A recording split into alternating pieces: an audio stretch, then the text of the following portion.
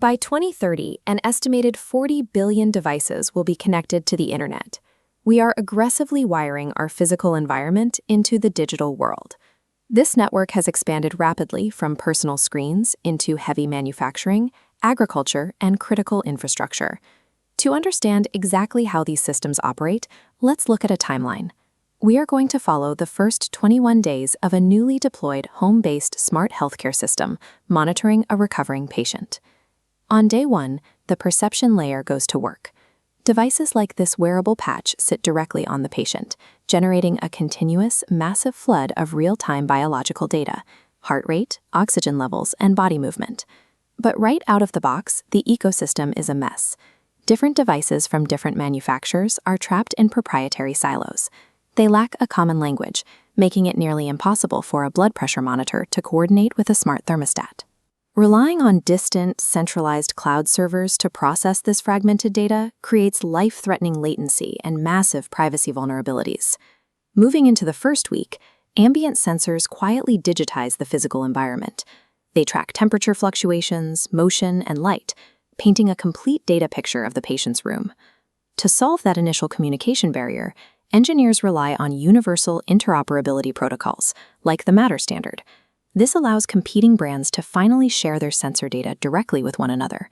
Once unified, these devices transmit their telemetry using lightweight application protocols, carried over high-speed wireless backhauls like 5G to ensure a continuous connection.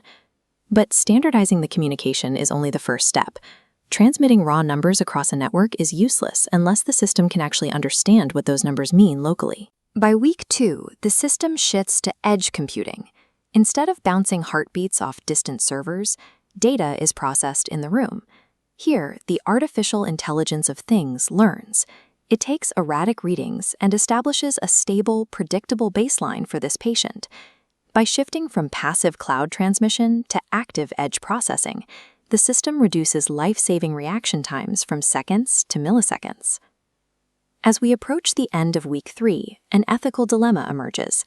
Developers need vast amounts of user data to improve these predictive algorithms globally, but exposing a patient's sensitive medical records to the open internet is a severe privacy risk. They solve this using federated learning. The local device trains its machine learning model using the patient's data locally, then sends only the mathematical updates, rather than personal health records, out to the central network.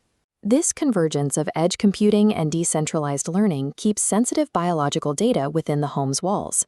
By day 20, the system has effectively mitigated the hardware silos and latency issues that made it so vulnerable at the start of the month. Then comes day 21. Because the AI knows the patient's precise physical baseline, it instantly detects a microscopic anomaly, an irregular heartbeat paired with a sudden drop in ambient room motion. Relying on millisecond edge computing, the local network operates without cloud-based delays. It autonomously triggers the application layer, firing actuators to unlock the physical front door while simultaneously dispatching emergency services. First responders begin their work with a patient's pre-hospital telemetry, which the smart system transmitted directly to the digital monitors inside the ambulance. The Internet of Things now functions as an invisible, autonomous nervous system for the physical world. As this architecture expands to manage trillions of dollars in global infrastructure, the stakes are high. Enforcing strict ethical guidelines, building robust cybersecurity, and demanding universal interoperability is the only way to ensure this vast nervous system protects us rather than exploits us.